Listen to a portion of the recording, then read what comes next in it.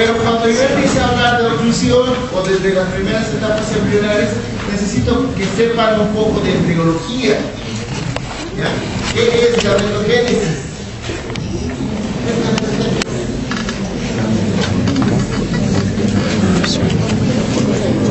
Desde ahí vamos a ir desarrollando, ¿ya? Nosotros somos haploides o diploides. Tenemos una reproducción asexual o sexual. Si fuese una reproducción asexual, todos seríamos genéticamente idénticos. No habría masculinos, todos serían masculinos. Vamos a cuestionar. Lo más importante en cada célula, ¿qué es? La carga genética. Todos tenemos una carga genética. ¿El humano tiene cuántos cromosomas? 46. ¿Cuánto tiene el simio? 48, 2 cromosomas más. ¿Importará la cantidad? Poco importa. Lo que más importa es el material hereditario que encuentras en los cromosomas. Esos 46 cromosomas distribuidos en pares, uno viene del lado paterno y uno viene del lado materno. Por eso que se unen. El momento que se unen los genes, ese momento es cuál se va a manifestar al exterior. Es decir, el gen dominante o el gen recesivo. ¿Ves? Esa parte ya saben. Es probable que, digamos, mi padre tenga prognatismo mandibular, mandíbula grande, pero yo no lo he manifestado. Eso significa fenotípicamente que no tengo la enfermedad, pero genotípicamente sí tengo la alteración. Es probable que esa alteración salte 1 o 2 generaciones. Eso significa recesivo, ¿no? Pero cuando ustedes ven un paciente con prognatismo grande, mandíbula grande, el hijo también, y el papá pregunta, ¿por qué mi hijo es así? Dirán, es herencia genética, ¿no? Todo comienza aquí, ¿no? La ovogénesis. Cuando hablamos de ovogénesis, ¿cuántos ovogonios tiene la mujer antes de nacer? Aproximadamente, ¿no? Otros dirán, yo tengo 100.000, ¿no? Aproximadamente, ¿cuántos ovogones habrá? La mayoría se vuelven atróficos, ¿no ven? Hay otros que dicen 20.000 a 80.000, hay otros que dicen 200.000, pero se vuelven atróficos. Cada mes, cada ciclo ovárico, 15 a 20 ovogonios son escogidos, y de ellos, de esos 15 a 20, solo uno empieza a madurar, que es nuestro ovocito maduro, ¿no? Empieza a dividirse en 2, etc. Entonces, uno nomás. Entonces, ¿cuántos ovocitos desprenderá toda su vida sexual la mujer? Si multiplicamos 12 por una vida sexual más o menos de 30 años, ahí estaríamos hablando de los 450 tal vez ovocitos que desprende la mujer durante toda su vida. Pero en la espermatogénesis es diferente, ¿no ven? Se dice que un espermatogonio genera hasta 64 espermatozoides. Sigue dividiéndose. Un hombre normal, en condiciones normales, eyacula ¿cuántos espermatozoides? Se dice que de 300 a 450 millones de espermatozoides se eyaculan en una sola vez. De un hombre normal. ¿Ve? Imagínense dentro de esos millones de espermatozoides. Tal vez había un Brad Pitt, pero no. Tenías que nacer vos.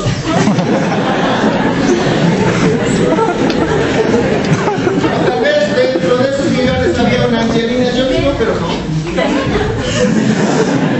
Entonces, estar vivo es una suerte, porque de tantos millones, en primer lugar, nuestro padre ha escogido, o nuestra madre, nuestros padres han escogido el momento ideal para la fecundación, porque el ovocito, recuerden que solo tiene 24 horas para ser fecundado.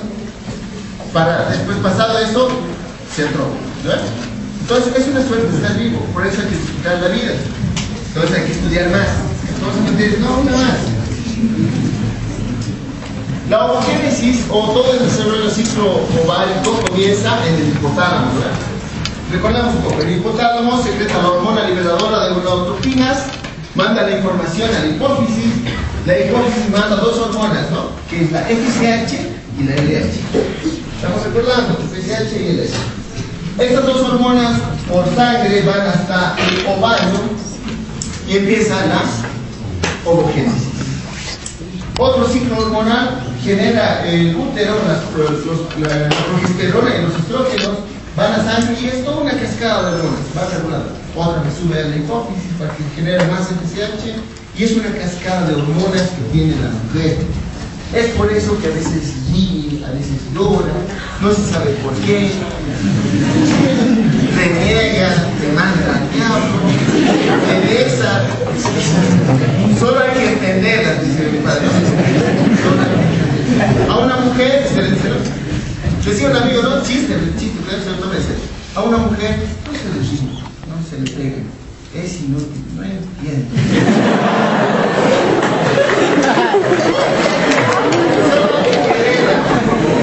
Solo hay que quererlas y entenderlas. Porque el hombre que no sepa este ciclo, o la pareja de esa mujer que no sepa este ciclo, pues no es su pareja. Porque si uno dice, está esa rellenita, no, a ver, con razón. Ahorita voy a pasar. Hay que entender. Entonces, no es lo mismo con nosotros. Nosotros no tenemos esa variación hormonal, ¿no? Nuestra testosterona es así constante. Entonces, hay que entender las cosas. Primera semana, cuando el ovocito, el espermatozoide elegido, ¿no? De esos 350 millones, llega hasta el sitio de la fecundación, ustedes saben, ya se produce la fusión de genes, ¿no? Genes masculinos, femeninos. 23 más 23 ya son 46. Ese momento se forma el diploide, ¿no? Ahí ya se comienza la nueva vida. Esta célula empieza a dividirse en dos, en ovarios, y ahí parece una mora, ¿no? Y se llama etapa de la módula. Después, esa módula empieza a agruparse, empieza a haber una cantidad de blastocitos. Se agrupa en un lugar y este es el polo embrionario. Aquí están las células germinales y este es el polo embrionario. Ahí está la etapa de la mórula y la etapa del blastocito. Cuando está la etapa del blastocito, ya ha recorrido todo este trayecto, llega hasta el endometrio. Y ya está listo el endometrio hormonalmente, listo, preparado para la implantación. Ahí está nuestro blastocito, se desprende de su capa y empieza el proceso de implantación.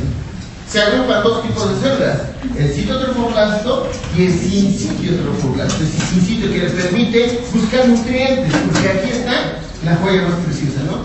La carga genética y los embrioblastos. Se implanta correctamente, ya estamos hablando al final de la segunda semana, y en este momento hay un leve sangradito, ¿no? Producto de esta implantación, que muchas mujeres confunden con otro ciclo menstrual. Pero sin embargo ya está la mujer en la segunda semana del desarrollo. Se forman cavidades, una cavidad amniótica y una cavidad del saco vitelino. Y en este momento se forman dos hojitas, ¿no? Dos hojitas embrionarias. Estas son las células que van a formar nuestro embrión. Al terminar la segunda semana, se diferencian más estructuras. El sincitio ingresa al endometrio buscando ¿qué? Capilares, sangre, porque aquí va a formar lagunas. Y este embrión, estas células se van a alimentar de esas lagunas. Empiezan a formarse capilares buscando nutrientes de las lagunas sanguíneas. Entramos a la tercera semana. Ese es el aspecto, por eso se llama también huevo cigoto. Tiene el aspecto de esa formación. Y en la tercera semana vamos a diferenciarlo porque se forman tres capas embrionarias, ¿no? El ectodermo, el mesodermo y el endodermo. El ectodermo, ¿qué va a formar? Estructuras externas, todo lo que está afuera y lo que nos contacta con el mundo exterior, como sistema nervioso central, piel, pelo, uñas, etc. Todo lo que nos comunica con el medio exterior. El mesodermo nos va a formar estructuras de sostén de nuestro cuerpo. Nos va a formar huesos, músculo y el sistema cardiovascular y el sistema genitourinario. Eso forma el mesodermo. ¿Qué forma el endodermo? Estructuras internas, ¿no? Todo lo que es el aparato interno. Eso se caracteriza en la tercera semana. Aparece una línea primitiva, todas las células se imaginan dentro de esa placa. Aparece el surco neural, el tubo neural se empieza a cerrar. Aquí este sería el primitivo sistema nervioso central, se está formando. Y una vez que han desarrollado esto, empieza el plegamiento. Hagan todos así, abren la mano. Dan de cuenta que esto es endodermo y afuera es ectodermo. El embrión hace esto, cefalocaudalmente y lateralmente, atrapa el endodermo. Es por eso que el endodermo va a formar todas las estructuras internas. Y ahí está. Se plega el disco embrionario y ahí se está formando todas las estructuras externas y lo que está en amarillo, estructuras internas. En este momento tenemos un tubo digestivo primitivo. Ingresa el estomodeo y una salida caudal. Ingresa por aquí líquido y vuelve a salir líquido. Entonces, al final de la tercera semana ya podemos entrar, o al periodo embrionario ya se identifica estructuras. Una vez que se ha plegado este embrión, ya se identifica el hígado, la formación de los ojos, las procodas auditivas, olfatorias, los somitas que van a formar las estructuras de toda la vértebra, etcétera, ¿no? Las extremidades superiores e inferiores. Hasta aquí se llama periodo embrionario, o también se llama periodo de la organogénesis o morfogénesis. ¿Por qué es importante hasta la octava semana? Porque hasta la octava semana todos los órganos, estructuras internas se van a formar. Y hasta ahí es importante porque cualquier malformación que tenga en el futuro va a ser porque ha habido una alteración antes de la semana 8. Después de la semana 8, la semana 9, ya no se llama embrión, sino que se llama feto. Y el feto lo único que hace es aumentar el tamaño y peso, nada más. Muchos colegas dividen en trimestres, como son 9 meses de gestación, primer trimestre, segundo y tercer trimestre. ¿Cuándo hay que tener cuidado en odontología? Dicen el primer y el último trimestre. ¿Por qué? No hay respuesta. Hay que tener cuidado antes de la semana 8, porque es periodo embrionario. Antes de esa semana no puedes someter al paciente a radiografías, no puede incluso tener una gripe puede provocar alteraciones estructurales. No puede tener enfermedades virales, no puede tomar medicamentos teratógenos. Antes había un medicamento para el vómito, como la mujer embarazada siempre vomita que vomita, ¿no? Entonces había un medicamento que se llamaba la talidomida. Este era un medicamento para las náuseas y vómitos. Entonces tomaba la talidomida, no había náuseas, pero provocaba efectos teratógenos. Por eso ahora vayan a la farmacia y ya no hay talidomida. Entonces es importante antes de la semana 8 porque es el periodo de la organogénesis y morfogénesis. Pasado la semana 8, la semana 9 ya estamos hablando de feto. Ahí sí ya podemos ir. ¿Puedes entender a un paciente que esté gestando el periodo fetal? Sí puedes. Porque todos sus órganos, sus estructuras internas están completamente desarrolladas, solo está aumentando peso y volumen. Lo que sí, la mujer siempre no es susceptible, dice no, ustedes tienen que explicar esto, ¿no?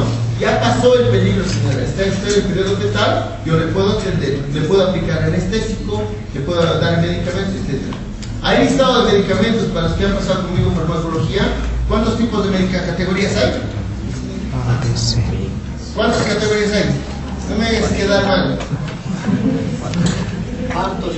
¿Ah?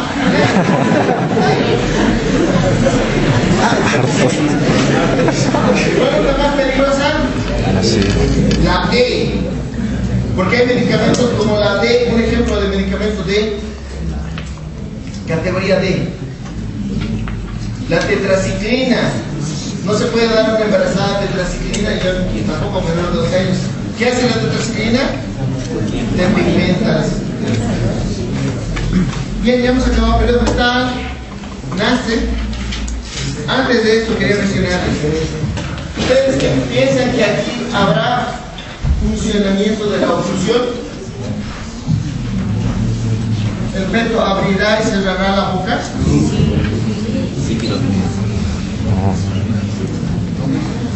¿Quién regula la cantidad de líquido amniótico?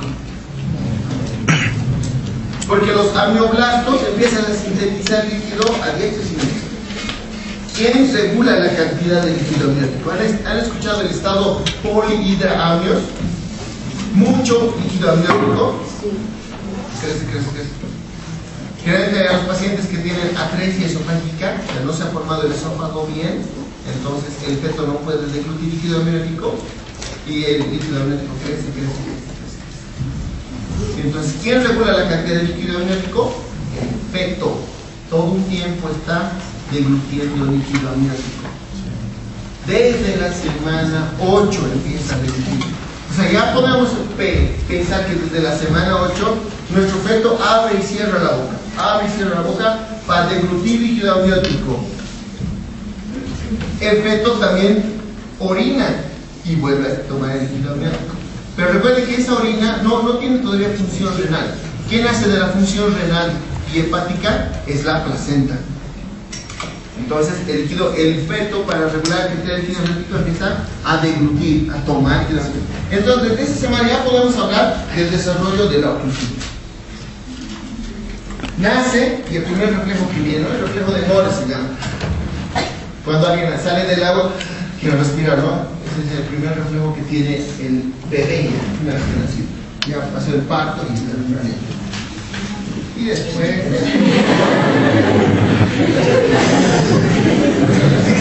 entramos en tema, ahora sí.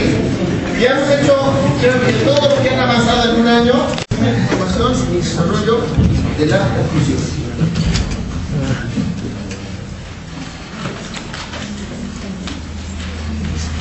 Vamos a comenzar con morfogénesis de la cabeza y cuello. Luego vamos a entrar al periodo predental y aquí por aquí nos vamos a quedar. Entonces, como les había indicado, desde el punto de vista clínico, no es aconsejable dividirlo en el periodo de gestación por trimestres, ¿ya? No tiene ningún fundamento. Si la madre está en los últimos periodos de embarazo, lo que hay que tener cuidado es que no tenga inflamación en boca, no tenga infección. ¿Qué desencadena el parto? Yo les pregunto. ¿Alguna vez se han preguntado? ¿Qué desencadena el parto? Coloca, ¿no? Fecha probable de embarazo, de coloca, ¿no? Fecha probable de parto, dice, ¿no?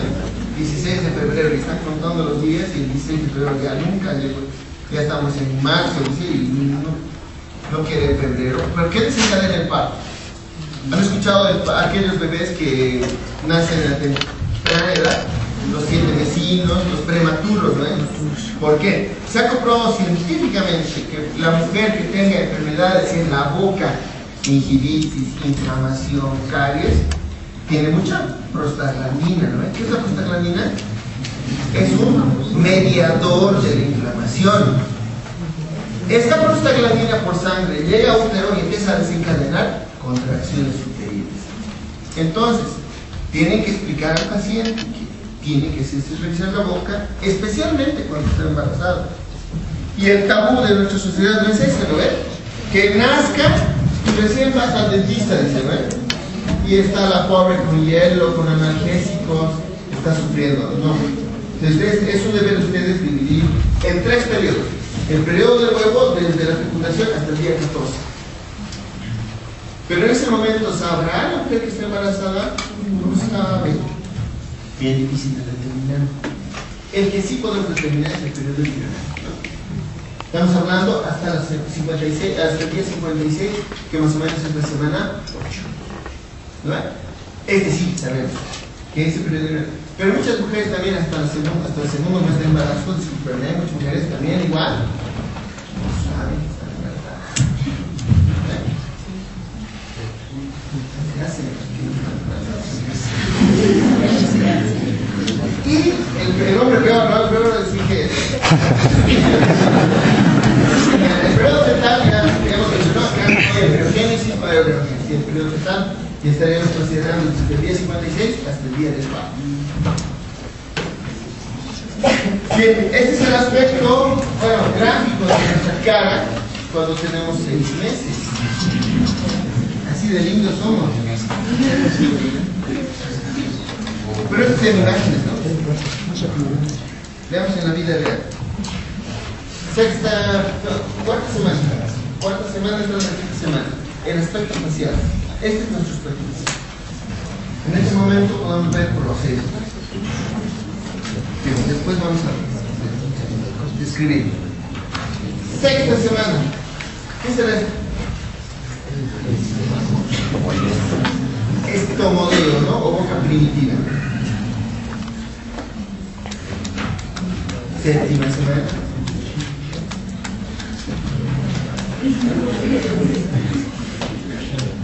Entonces, ¿de dónde se forma cabeza y cuello? ¿Cuál es el origen de cabeza y cuello? Cabeza y cuello se forma de mesénquima. ¿Qué es mesénquima? Es el tejido laxo, ¿no?, que deriva de las uñas carinativas. Ese mesénquima va a derivar del mesodermo paraxial. Ese mesodermo paraxial nos va a dar aporte de hueso, de músculo, de la lámina lateral del mesodermo y especialmente esas células de la cresta neural. ¿Recuerdan el momento que se forma el disco? Se forma el tubo neural, ¿verdad? Aquí están las células especializadas. Este es el disco. Yo estoy dibujando un labio, estoy dibujando el disco embrionario. En estas crestas neurales están las células especializadas. Y desde esas crestas neurales incluso se forman los odontoblastos. Todas las células altamente especializadas comienzan en las células de la cresta neural. Y porciones del octodermo que van a formar las famosas placodas. A nivel de la oreja se da placodas subtiles. A nivel de la nariz, placodas olfatorias. Esto han debido ver, ¿no?, cómo se desarrolla el neurocráneo y el viscerocráneo.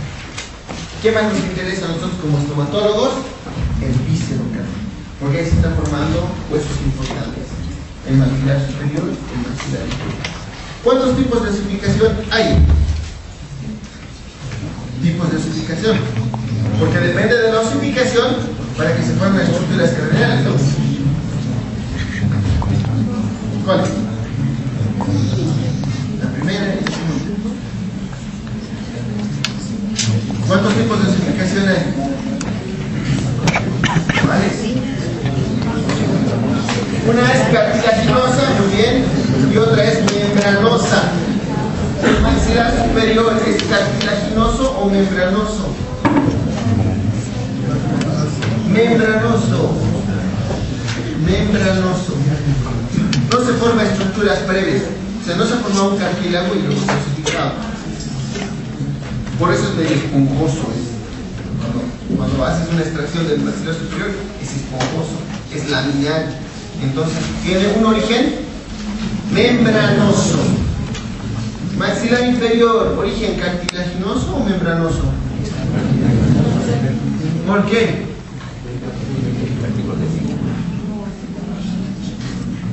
El cartílago de Meckel, dicen. El cartílago de Meckel no se ossifica, por si acaso. Solo forma como un andamiaje para el maxilar inferior. Es como formar un andamio y ahí la estructura membranosa tapiza ese cartílago y el cartílago desaparece. El cartílago de Meckel no forma maxilar inferior, solo forma el andamiaje. Es también origen membranoso. Lo último, porque el libro de Lachman dice, ¿no?, el cartílago de Meckel se ossifica. No, mentira. Ahora se ha comprobado que el cartílago de Meckel no se ossifica, desaparece. Entonces, tanto maxilar superior como maxilar inferior es de origen o de ossificación tipo membranosa. Cuando ustedes hagan un corte del maxilar inferior a nivel del molar o premolar, van a encontrar una estructura interna esponjosa, radiculada, y van a encontrar una cortical muy gruesa, muy dura. Esa es la ossificación membranosa. El que tiene más ossificación membranosa es el maxilar inferior. Por eso extracciones en exodoncias en un maxilar inferior es más laborioso, más duro es el hueso.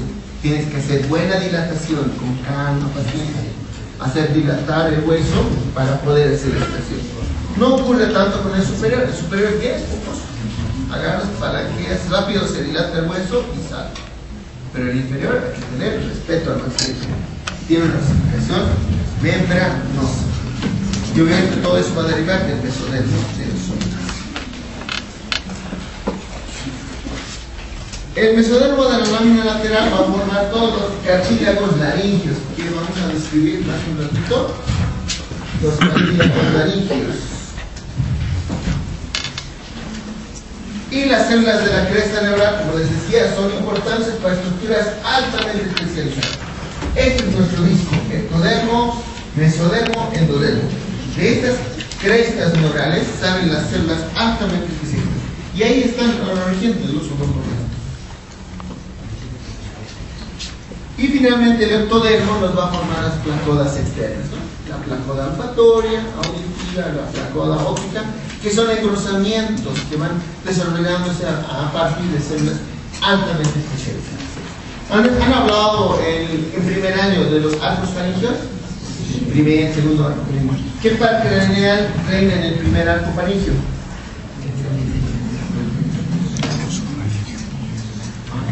Primer arco faringeo. ¿Qué par craneal reina? Trigémino. Ese es el que va a formar todas las estructuras. Cuando entiendes embriología, yo les digo, sabes muy bien incluso cirugía. Sabes dónde tienes que cortar, dónde no tienes que cortar. El segundo arco faringeo, ¿qué nervio va a drenar? Facial. El tercer arco faringeo, el glossofaringeo. Y el cuarto al sexto arco faringeo va a ser por el cardioneum gastroentérico o nuestro nervio vago. ¿No? Esos son los nervios que van desde origen embrionario, se van acomodando a los arcos faringeos y formando estructuras.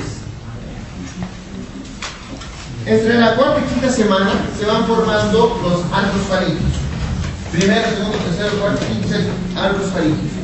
Estos arcos faringeos que nos van a formar la región de la cara van a tener un revestimiento externo por el ectodermo y un revestimiento interno que es el endodermo. Afuera, todo en nuestra especie humana, porque te divide de especie a especie, en nuestra especie humana tenemos 1, 2, 3, 4 hendiduras faríngeas externamente por fuera. Las hendiduras 2, 3 y 4 se fusionan y van a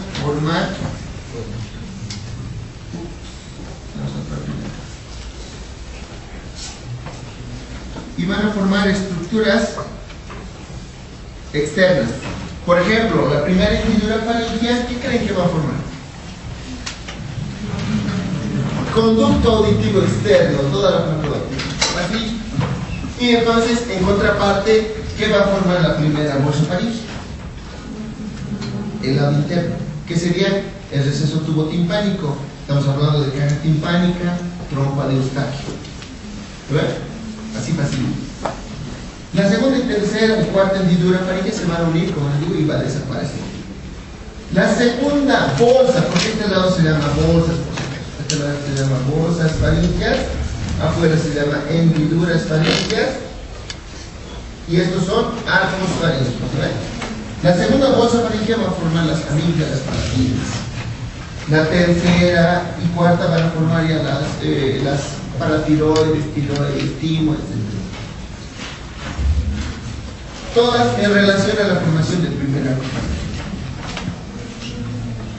La lengua, eso es lateralmente, ¿no? Porque hemos visto el conducto auditivo externo, todo es lateralmente cómo se van formando las estructuras en los arcos faringeos. Ventralmente, es decir, hacia adelante, ¿qué va a formar los arcos faringeos? La lengua, ¿no? ¿Qué sería lo rojo? El rojo significaría que está formando el primer arco faringeo. Lo azul sería el segundo arco faringeo, amarillo el tercero, cuarto, quinto y sexto. ¿Quién reina en el primer arco faringeo, hemos dicho? Trigémino, ¿no? Es por eso que delante de la B lingual, si queremos anestesiar esa parte de la lengua, ¿qué nervio voy a anestesiar? El lingual, al trigémino, rama del trigémino, al lingual. El segundo arco faringeo, ¿qué nervio era el que reinaba? Facial, muy bien. El facial también se va a acomodar por debajo de la lengua y me va a formar todas las estructuras, el aparato sensorial de la lengua. ¿Qué nervio llega hasta ahí? La del facial, pues rama del facial, ¿qué nervio llega hasta ahí? La cuerda del tímpano, muy bien. La cuerda del tímpano, ahí nos está dando nuestro aporte de las sensaciones, sabor, dulce, amargo, etc. Se acomoda por debajo de la lengua. Detrás de la B lingual se va a acomodar el tercer arco faringeo. ¿Qué nervio reina? El glossofaringeo, que ahí también nos va a dar nuestra sensibilidad glossofaringeo. Por debajo de eso, el cuarto, quinto y sexto hemos dicho que está ya inervado por el vago. Entonces, desde aquí para abajo ya encontramos estructuras estrictamente inervadas por el vago. Como cuando conoces la embriología, ¿Sabes el desarrollo neuronal? Ya sabes que nervio facial, facilito, ¿no? Como les decía, cuarta semana es el espectro de nuestra cara. Aquí se identifican procesos. Procesos, no se llama, no se llama cara, este proceso es nuestra cara primitiva. Este proceso que se denomina frontomaxilar. El proceso maxilares laterales y el proceso mandibular. Estos 5 procesos van a formar nuestra cara. Vamos a ver una semana más tarde. 5 procesos, ¿no? Frontal, podemos llamar maxilar y mandibular. Eso va a determinar lateralmente arcos faringios, primero, segundo, tercero, como hemos descrito hace rato. Cada arco faringio da estructuras esqueletales, musculares, arteriales. El primer arco faringio está representado por el cartílago de Meckel. El cartílago de Meckel, como habíamos dicho, por si acaso, no se osifica. Forma el andamio para que células empiecen a formar y empiece la formación de membranosa del maxilar inferior, la osificación membranosa. El cartílago de Meckel, aparte de eso, en su parte dorsal, va a dar a 2 huesecillos más, al martillo y al yubi, como estamos viendo en la imagen. Entonces, esas son las estructuras esqueléticas que nos va a dar el primer arco faríngeo. Muscularmente también nos va a dar estructuras como todos los músculos masticadores. Estamos hablando de macete, temporal, pelicoideo, los supraioideos. El segundo arco faríngeo, como estamos viendo acá, el segundo arco, lo que está representado por azul, ¿qué estructura nos dará? Nos va a dar la parte superior del hueso ioides, el ligamento estiloideo, la apófisis tiroides, ¿qué será? El estribo, ¿no? Esas son las estructuras esqueléticas que nos dan el segundo arco faríngeo. Muscularmente también nos va a dar a los infraioideos, el bigástrico. El tercer arco faríngeo nos va a dar las astas mayores, la parte inferior del hueso ioides, y se osifica. El cuarto, quinto y sexto arco faríngeo no se osifican, forman los cartílagos laringeos, cricoides, tiroides, aretinoides, todos los cartílagos laringeos que conocemos. En día conocemos qué estructuras nos dan los arcos faríneos. Hendiduras, hemos hablado de que cuántas hendiduras tiene el humano. 4.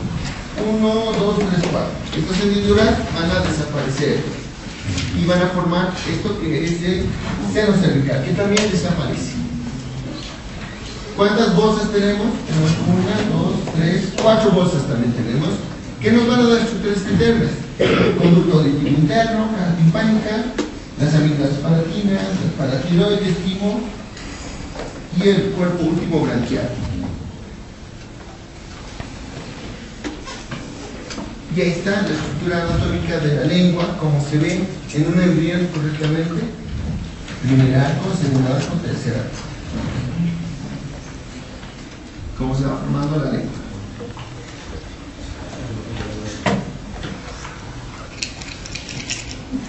Cara, ¿no? Eso quería. Cara. Aspecto de nuestra cara en la cuarta semana de febrero.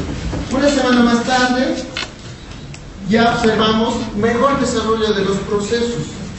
Este proceso que era el frontonasal empieza a salir 2 evaginaciones laterales, nasal interna y nasal externa, y van cerrando y formando esto que van a ser los orificios olfatorios. Los procesos maxilares empiezan a aumentar de volumen, todavía pero siguen atrás, a cada lado. El que sí desarrolla muy bien son los procesos mandibulares, que se van uniendo casi al centro, ¿no? ¿Y esto qué era? Era nuestra boca primitiva. Entonces, desde aquí ya, sexta semana, más o menos sexta semana, el embrión ya empieza a deglutir y pedaurético para regular la cantidad. Veamos 2 semanas más tarde, aquí ya se ve mejor, ¿no? El proceso frontonasal, nasal interno, nasal externo. Se han fusionado estos 2 procesos. El proceso maxilar ya se ve más desarrollado. El proceso de atrás adelante migra y va a unir a los procesos nasales internos. Ya se observa ya un bosquejo del labio superior, ¿no? Y los procesos mandibulares perfectamente ya se han fusionado. Aquí siempre va a haber una perfecta unión. Nunca se ha visto labio leporino inferior. Nunca se ha visto. Porque hay una unión perfecta. Se ve el labio leporino superior porque estos tres procesos no se han unido perfectamente. Que vamos a ver a continuación. Entonces, lo que ven en amarillo, proceso frontonasal, procesos maxilares. ¿Cómo se va desarrollando, no? ¿Esto qué creen que es? Se llama segmento intermaxilar. Es como si les mostrara el paladar. El paladar. Pero estamos viendo el embrión del paladar. Si observan, el segmento intermaxilar es esta parte. Todo lo que les voy a decir. Ese proceso intermaxilar está compuesto por tres componentes. Un componente labial formado por los procesos maxilares que se han fusionado. Un componente maxilar que lleva los cuatro incisivos, el germen de los cuatro incisivos, y los procesos palatinos que van formando las otras piezas dentales. Tenemos dos procesos palatinos y un proceso intermaxilar. Por eso, cuando anestesiamos esta región, ¿qué nervio yo voy anestesiando? El naso palatino, que sale por el conducto palatino anterior. Y cuando yo quiero anestesiar esta región, ¿qué nervio voy a anestesiar? El nervio palatino anterior, que sale de los conductos palatinos posteriores. ¿Ves? Si entiendes el desarrollo, perfectamente puedes tú operar a este paciente.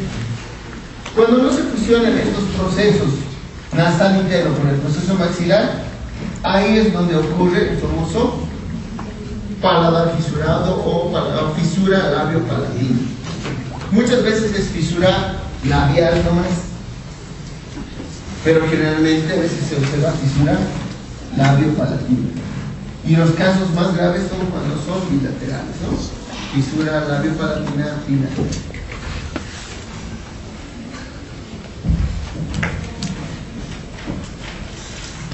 Hasta aquí vamos a avanzar. La próxima semana vamos a hacer lo que es